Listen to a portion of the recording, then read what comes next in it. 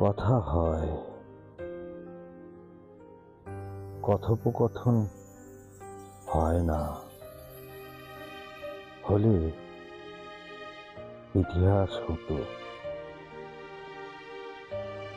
সারা জীবন শুধু এটা মনে হয়েছে, আর কিছু না হোক, অন্তত একটা ইতিহাস নিয়ে তো বাঁচতে পারবো। সব বেঁচে থাকাতে জীবন থাকে না, কিছু বেঁচে থাকাতে জীবনের চরিত্রে অভিনয় করতে হয়। মাঝে মাঝে মনে হয় অভিনয় করার চেয়ে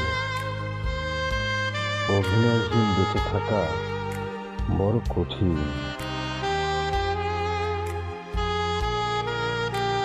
তখন ভেতর থেকে কি যেন বলল,